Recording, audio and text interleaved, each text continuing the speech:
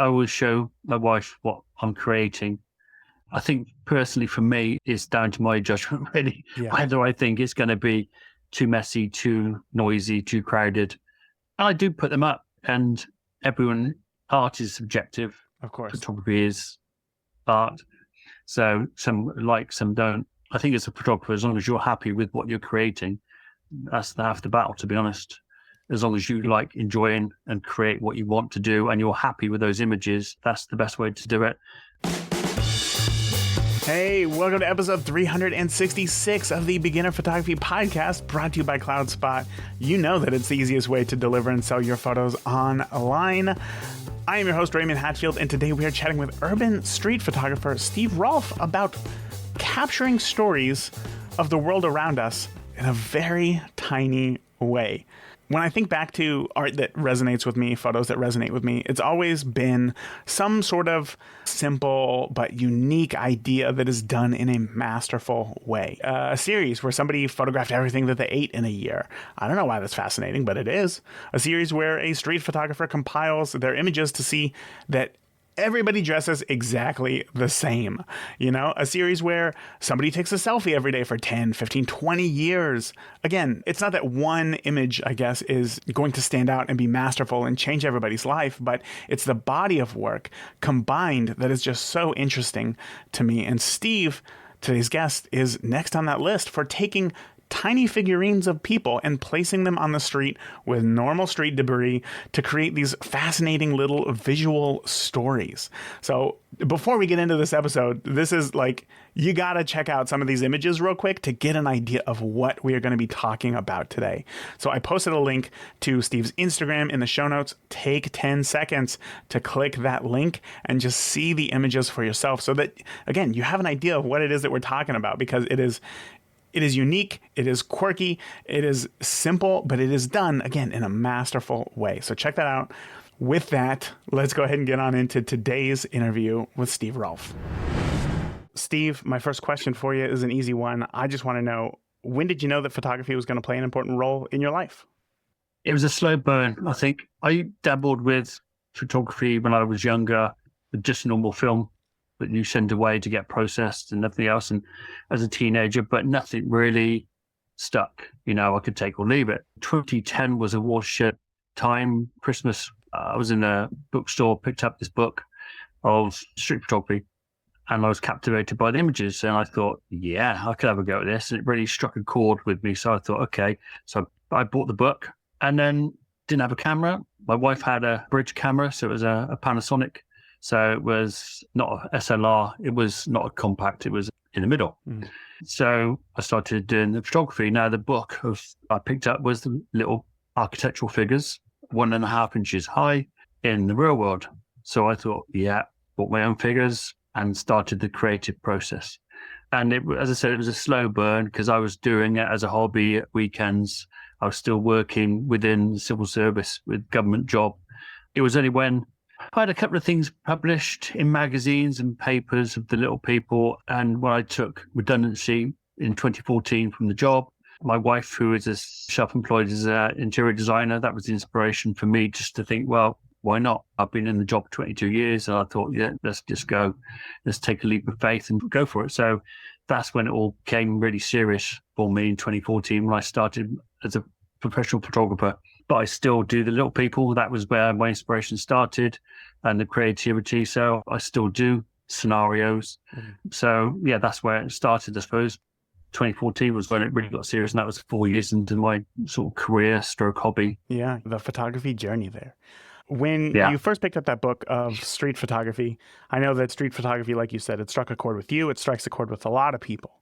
Why? What was it about the images that you saw that made you think differently? Would that be the right term?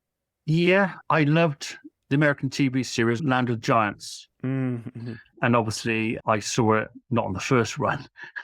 How many runs has it be? So yeah, I picked it up in the 90s when it was being replayed umpteen times over in the UK. As I said, that was just incredible to see this spaceship that crash landed on another planet, and they're small. They had their life, and it was another world within that world. So that struck the chord for me that I could do something similar to that. So yeah, I suppose that's where it was all born out from, was TV series. Before this, would you have considered yourself maybe growing up creative minded? Did you have these creative interests or hobbies, or was it photography that turned the tide for you? It was photography. Really? Mm-hmm. Yeah, it was photography that really set the ball rolling for me. It set me on this path, and it really, creative process wise, really did kickstart the creative. I can't walk around anywhere now without looking down, without thinking, is that a good photo? I take my camera everywhere I go. If I didn't have that on my mobile phone. So yeah, I'm always looking to take an image or two, and it's just something that's switched on now. And it's, yeah, it can be frustrating for some people if you're walking in town with your wife, whatever, your son, and it's just like, taking photographs, and it's just like, yeah, okay. No, Yeah. I get that. And that's something that I hear a lot from listeners as well, is there's a lot of fear actually in bringing your camera out because of privacy concerns. Everybody's concerned that you're going to pull up a camera and somebody's going to say, hey, what are you doing? And it becomes confrontational or whatever. But you kind of were able to go a different direction than that with your series of images. I know that I talked about your book, here we go, Small World, here in the intro. Yeah. But for those who are either driving or they're at the gym, could you describe the types of images that are in here and how you go about capturing them? The images are street scenes that I've created. I've taken inspiration from all sorts of places, and it's basically small little railway figures that you might have on not a railway track. And you see the little people, and they use them to make the scene look natural. I put these figures up and I create scenarios around the little people, and the scenarios can be varied. Some have a humor element to them, some have more thoughtful. The strangest one I think I did, it was a prison break in Gloucester where I live.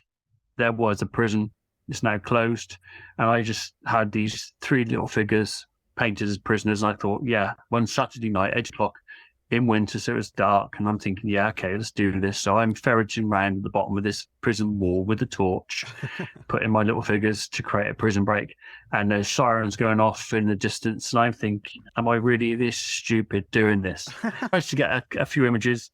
They weren't the best because obviously with the torch and the lights and everything else, and as I always do, I leave the little people there to be found or to be left, whatever.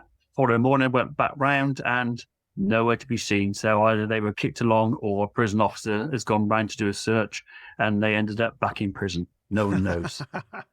But yeah, it's what a mystery. Yeah, so chocolate bars are pretty good to use, crisps, all sorts of things that come out with. It's just whatever's in my mind at that time. There are parts of the book where it's Welcome to Britain, where we have burnt out cars and children playing on burnt out cars, and it's just creating a very urban look to real life, I suppose. Mm-hmm. This idea is something, I think when you first see it, it feels very novel. It's, oh, I get it. This is fun. But I don't think that it's something that many photographers, maybe newer photographers, would think to start to put together. So for you, right, you said that you picked up the figures that go in that are for train models and whatnot. Why not just stick to landscapes or sunsets like the majority of beginners do? I do photograph landscapes. Well, of course. But the genre of photography is so vast. And for me, there are some incredible landscape photographers out there, and they have no human element whatsoever within the image. It is just nature itself, which I can appreciate. But for me, with the little people, it started that journey and inspiration and creativity. And I love cities, and it's that whole vibe of life going on. And you put the little people to one side, and then you're just I do true street photography, which is candid, which is basically catching people going about their daily business. So you had to learn to judge where you're shooting. You don't put the camera to your face, you hold it into your body. So it is mid-breath so that people can't see what you're doing, because as soon as you put your camera up to your face, they know exactly what's going on. Yep. That's why mobile phones are brilliant, because everyone's got mobile phones and you can take some photos with a mobile phone. So it's capturing people, as long as they're not doing anything illegal, as long as you're on public land, it's creating that image and looking to see where the light is, what's coming up, using street signs, having some humor to it, capturing reflections in shop windows. It really is endless. But yeah, that's why I prefer that more than going off doing landscapes or shooting wildlife or whatever. I think everyone has that little niche, they just can't, it's just an inch, they can't stop scratching. So when it comes to street photography, though, when I think of street photography, it's much more reactionary, right? Because you're kind of at the mercy of whatever happens around you. Like, of course, you can look for things like Yeah. composition and light, but as far as kind of the moment, you have to wait for something to happen. Whereas these images that you create with the tiny people here, planning of intention. So Yeah. do you feel like it's two different mindsets, or do you feel like it's just simply an extension of one another? It could be an extension of one another. With the street photography, it's just a question of some photographers will go out with a point of departure. Basically, that means that they will go out with a pure reason to shoot a certain specific subjects, where it might be buses, it might be people with red coats or whatever.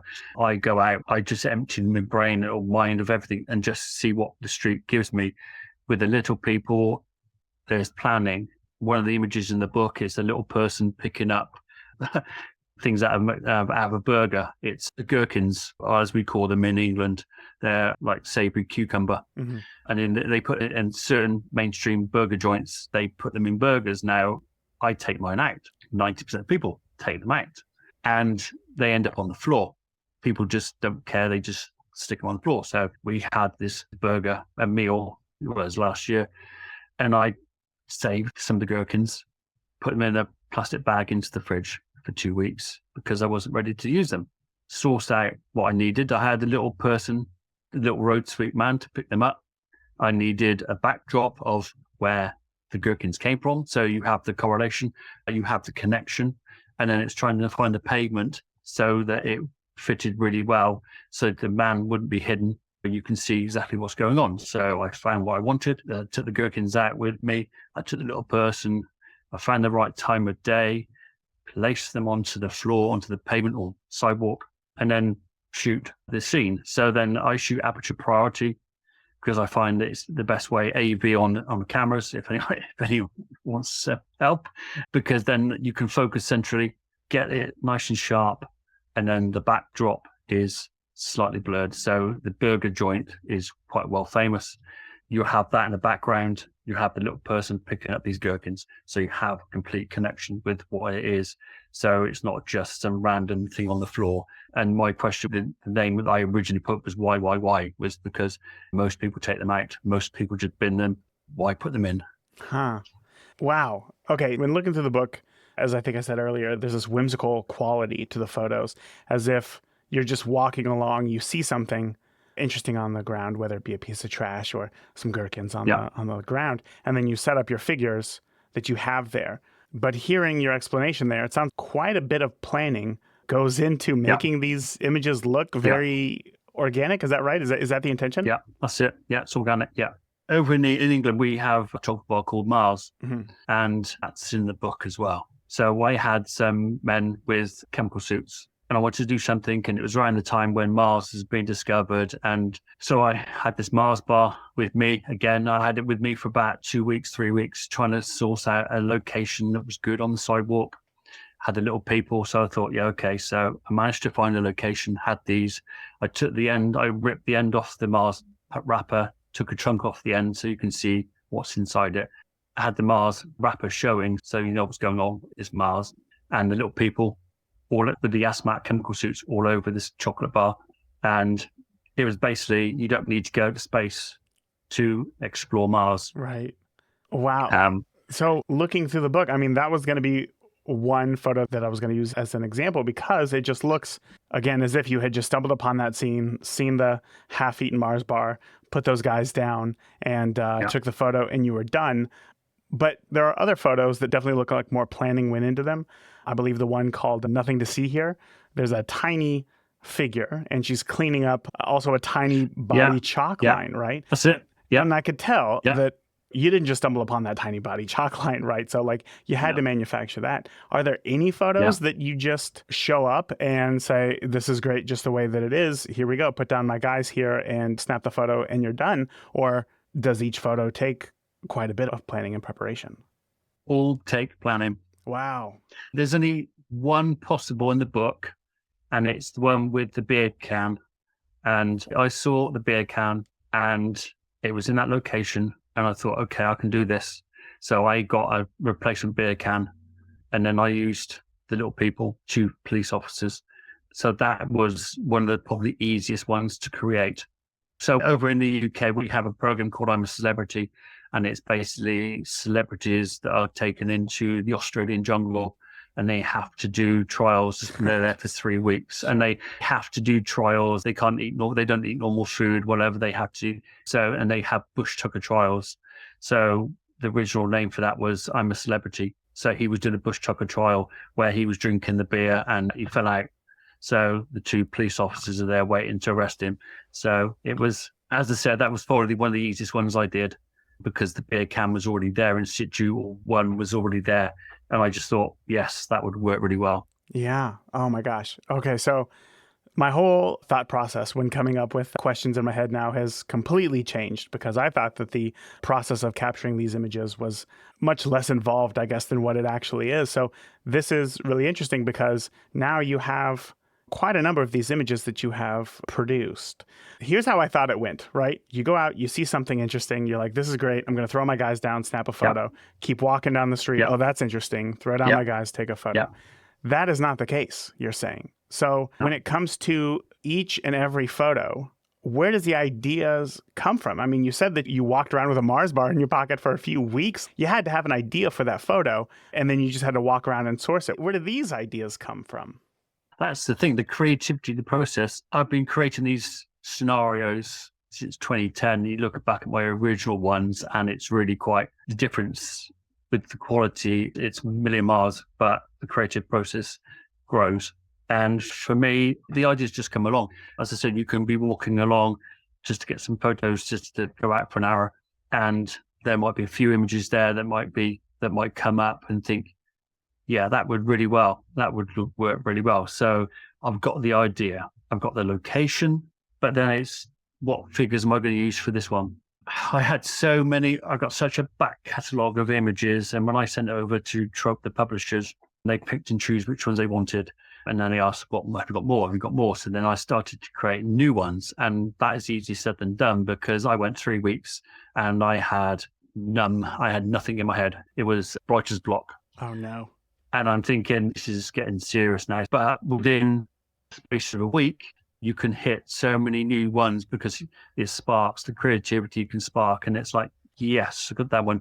And then that can lead you on to another one. And then it's another one. It's like in the book, got Grandpa's boombox. I found the headphones. So those headphones I found on the street. And I thought, yeah, we can do something with this. So I wanted to make a play on something slightly different. So I had the old man and it's his boombox. It's him trying to be young and trendy. When it comes to these images, does the scene develop first or do you look at the figures and try to manufacture a scene in your head and then go try to find that? Yeah, it's getting the scenario first, then the location. It's getting that scene, it's getting the germ of an idea coming through and it's, okay, what can we do with this? So I might have the little people ready. So it might be police officers, it might be the litter picker. Yeah, it could be any of the little people that I've still got. And it's like, well, what we can do with these. So then an idea might come along and then it might take me a couple of weeks to source the location. It's like with the litter picker, with the rubbish for the burger. I wanted a decent setup. I didn't want a generic pavement of tarmac that we have in the UK. I wanted concrete. It stands out so much better. So yeah, the location comes secondary, to be honest. I think what I love most about looking at these images, and I don't think I gave them enough appreciation for this, is just how organic they look, right? And I think that a lot of that is that they're not giant stories. They're very simple. You look at the image, you know exactly what's going on, and it's easy to consume, and it's fun, and there's a childlike quality about that. How do you know, as a photographer, that the story is good enough or that it is strong enough to fulfill an image? And have you ever gone overboard? Have you ever tried to include too much in an image to where it didn't work? I think you play with it. Sometimes less is more. And I have found that when you have too many characters within this scenario, they can get lost, it can get muddled. So sometimes keeping it simple is the best way of doing it. With regards to photography, sorry, can you repeat your question what you Yeah, of course. No, it's all about just trying to figure out if you've made a story too big. It's hard work to keep photos simple, right? Yeah, Because we always are trying to tell the biggest story possible, I think, yeah, with a camera. And yeah. I think that you've done this so well in these images to keep these stories small. I'm just interested in knowing, is that in you as a person, or is that something that you had to work towards? Or I guess if you've made images that are just far too busy in the past. Yeah, I think it is down to trial and error, to be honest. There are an awful lot that I've created, and are you happy with them? Yes, no. So it's trying to keep it simple. Sometimes you don't want to overcomplicate because you, as the creator, know exactly what you're doing, but a reader, a viewer might not understand it. Right. So it can get lost in translation. So I think keep it smart, keep it simple, and then that makes the reader understand exactly what's going on. And also, if you don't have too many characters within that image, yeah, it does make it for a better Yeah. focal point. Are you the judge of whether or not a photo is too busy? Because, like you said, sometimes the viewer doesn't see all that we see as a photographer. Or do you show your photos to others and then get their input? I will show my wife what I'm creating. I think personally for me, it's down to my judgment, really, Yeah, whether I think it's going to be too messy, too noisy, too crowded. And I do put them up, and art is subjective. of course. Photography is art. So some like, some don't. I think as a photographer, as long as you're happy with what you're creating, that's half the battle, to be honest. As long as you like enjoying and create what you want to do and you're happy with those images, that's the best way to do it. But yeah, I try to keep it simple because I'm also aware of trying to make it so that the viewer isn't lost. Mm-hmm. And also because, as I said, this has been 2 years in the making. So the later bits and pieces are created, I'm also conscious of what we understand in America and UK can be slightly different, like Mars bar. Yeah. In England, as a photographer, we all know what Mars is, whereas America, they don't. Pavement, sidewalk, so it's trying to create, because I know it's going to be it's going to cover different locations within the world. So it's trying to make sure that everyone can appreciate what is being created. Okay. I actually think that I skipped over more of your professional side of photography. You said that you got into photography as a hobby, and then in 2014, you decided to go full time. What is it that you shoot, I guess, quote unquote, professionally today most? For me, I suppose my day job, for want of a word, is commercial, it's creative, it's commercial headshots, but I also do boudoir and empowerment. The question that I find interesting here is if that's kind of the bread and butter, right? That's your profession. That's where you spend the majority of your time. And I guess this is just a devil's advocate question here for beginners. Why decide to use Small World as your first book, which is more of a creative side project? Is that the right term? Yeah, I love street photography, I love books, and I picked up a book and went through it, and it was from an English photographer. And at the back it said, if you've got an idea, pitch it to us. And this was Trope, publishing out of Chicago. And it was like, okay, so this was December, a couple of years previous. So I thought, why not? For me, it's the little people are quirky, it's different.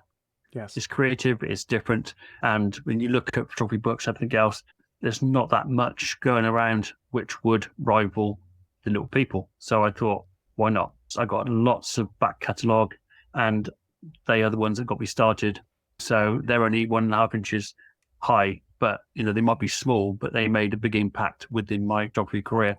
So I thought, why not? So I contacted the publisher, and 2 weeks later, we were having Zoom conversations, and it just went from there. So, yeah, I think it's because they're quirky, they're fun, and it's also helps to other people can correlate what's going on. As I said, there are some fun ones, there's some more thoughtful, more meaningful ones within that scenario that I've created, so that it can appreciate, or others can appreciate what I've created. Mm-hmm. Yeah, and I think we could all use a little bit more fun in our lives as well. And I appreciate the book probably more than I would maybe a book about headshots or, interior photography. So when it comes to the publishing process, right? So you reached out, you said, hey, what do you think about this idea for a book? You said that you already had a back catalog. When you reached out to them, would you consider what you had finished, or did you have ideas for more images to capture before it was complete? No, it's never finished. Well, no, I'm sorry. I guess I mean Yeah, like sorry. the photos in the book, not Yeah, the yeah, yeah. project overall. No, because basically I sent over so many images. I went through ones I thought would be good, would be of a liking. So yeah, they liked what they saw. What more have you got? So I send more over. And then I start to look and think, yeah, okay, I can do with some more. It's an ongoing process. So then I start creating more new ones to go across. We got to a point where, yeah, they were happy with the images that I was sending over. We'd agreed what images were being put into the book.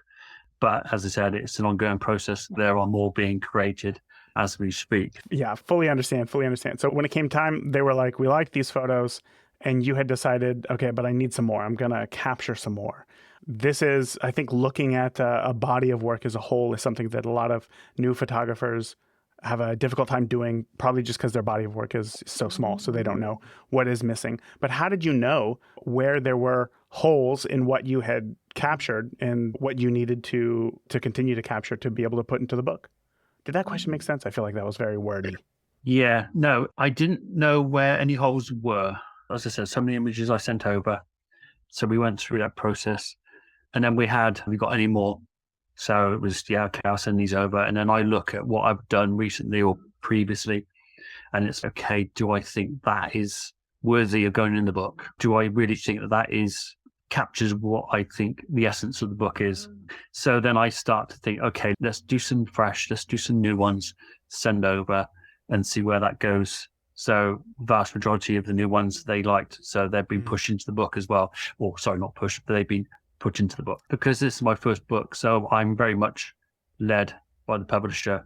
So then they come and say, look, yeah, we've got enough images now, we're fine, that's it, not a problem. So then you can sort of relax slightly on that side of things. And then it's just the writing that has to be put, all gets put together. So they say what they want within the writing. I wrote up bits and pieces about me, about the process, and something else. And then it goes back to them, and then they do their magic, and then they put it all together. So, Gotcha. So yeah. So this is a project that will never be done, right? As you said, you're still capturing these photos, even though this book is in print. I have it here in my hands. How did you feel when they were like, I think that we have enough images? Did you feel like, I really wish that I could capture some more? Or did you think, okay, this is fine? I should probably rephrase that question. No, that's fine. That's fine. Yeah. No, there wasn't, it wasn't, I want to still go out and shoot more. I think as photographers, we put pressure on ourselves. As human beings, we put pressure on ourselves. And it was, you get to a point where you've got deadlines to work to. So it's a question of, you end up with pressure on yourself, thinking, I have to, let's get some more creation going. Let's get some more. And as I said, you have a problem where you have writer's block or photographer's block, if you want to call it. And the creative process just doesn't start, just don't want to work. And it's okay. Thankfully, you take yourself out of your comfort zone, you go out and you see what's around, and the creative process eventually kicks in. So then you can create, then you can fulfill the brief. So there's no, I suppose, there's no disappointment that, I want to keep on, or happiness that, thankfully that's done. As I said, you put pressure on yourself to make sure that you've got what you need and that you're happy with what you've sent over and that they're happy with what's come over. So, because you always work in the back of your mind, it's like, I've got a deadline on this has to be done by this day.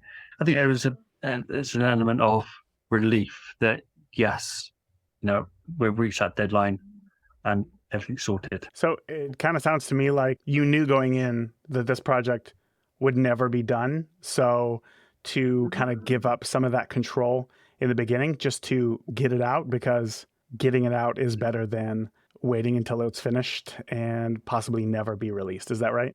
I wouldn't say that. It's because, as I said, there's still lots more that I can achieve with the little people, the way and the different scenarios and locations that could be done. At the moment, it's almost like a snapshot of time of where we are at the moment. It's a celebration of the little people and what I've achieved. It's something I never thought would happen. To get a book of my own images, it's just incredible, to be honest. But I still look to see what I can create, because for me, you just carry on. It's like when someone says, I've learned everything I need to learn. Well, you should be learning every day.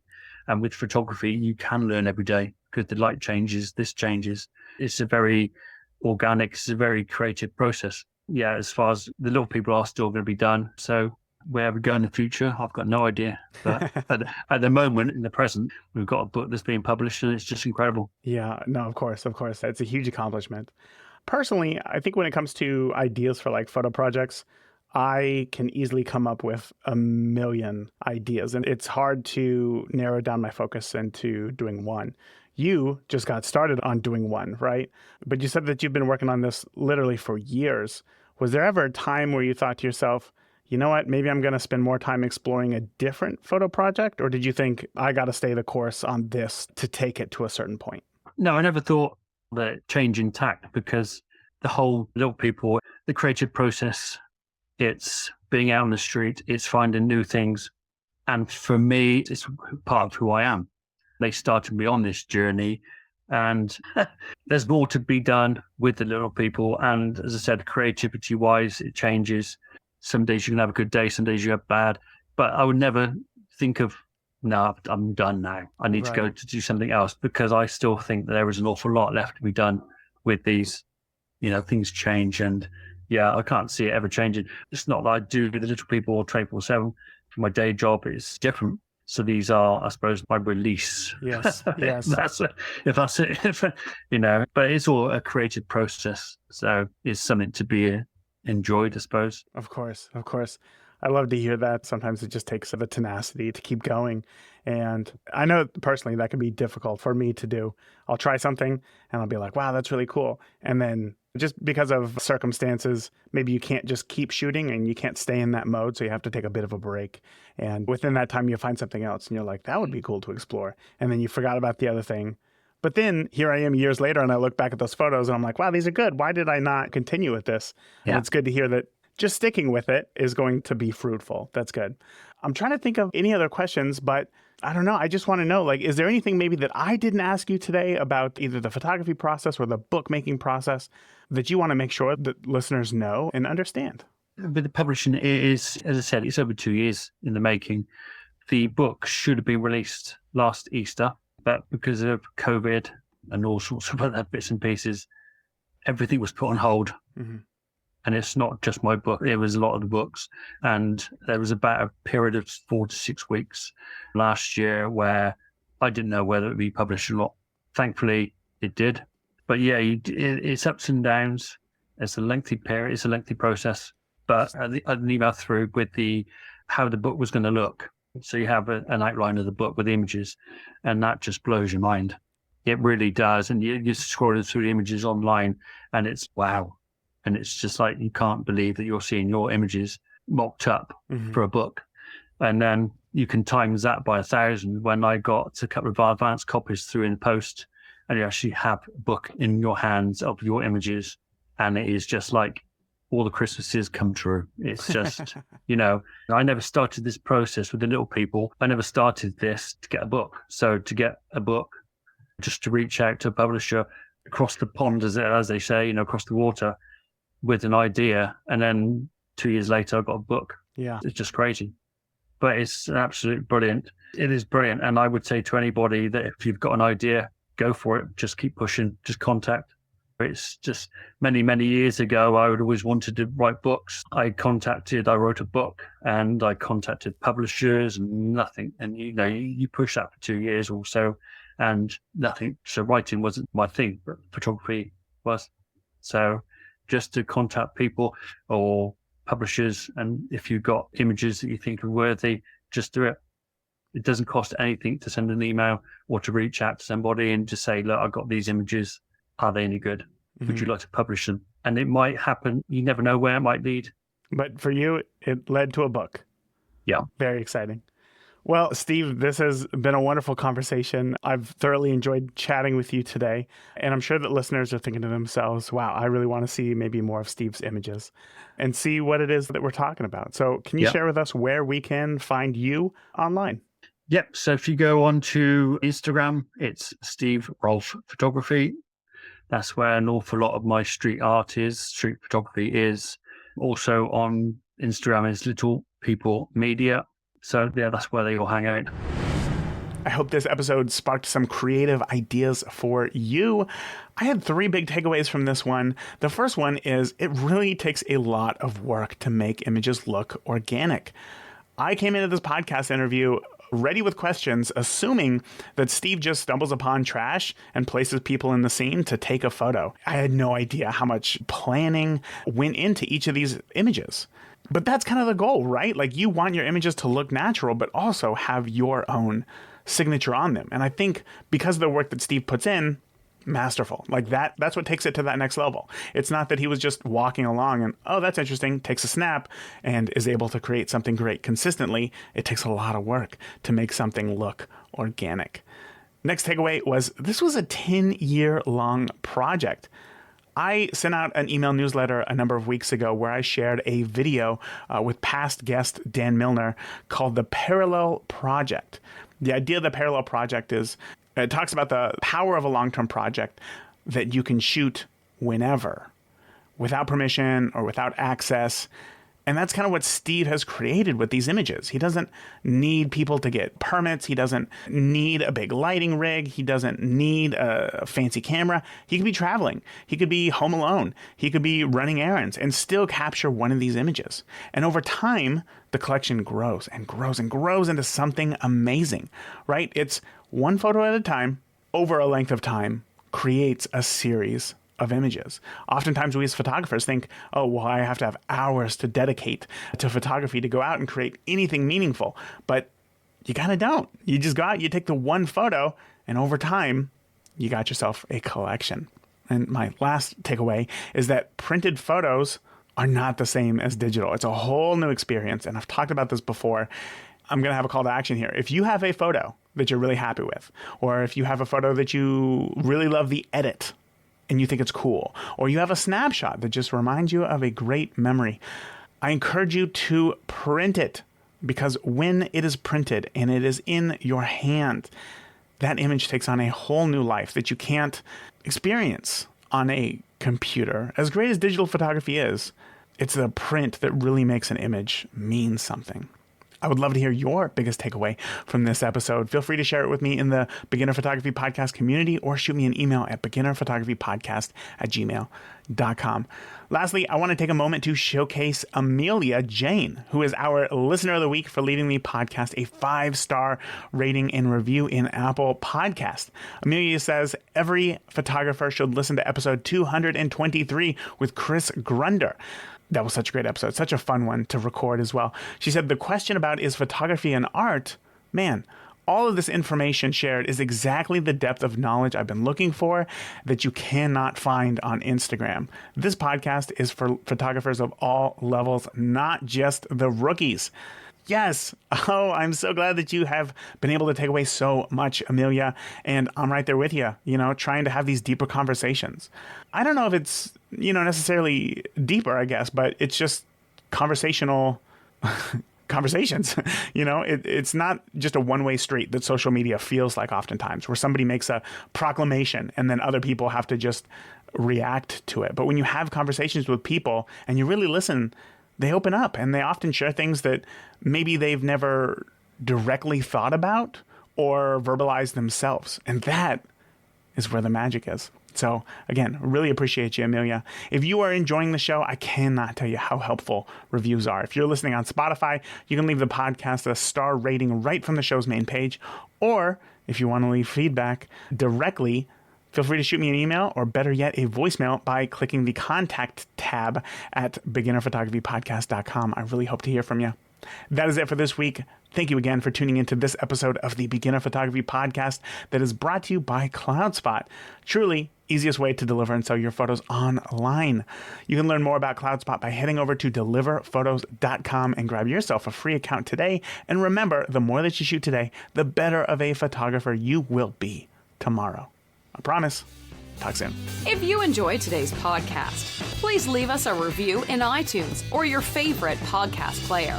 And continue the conversation with Raymond and other listeners of the podcast by joining the Beginner Photography Podcast Facebook group today. Thank you. We'll see you again next week.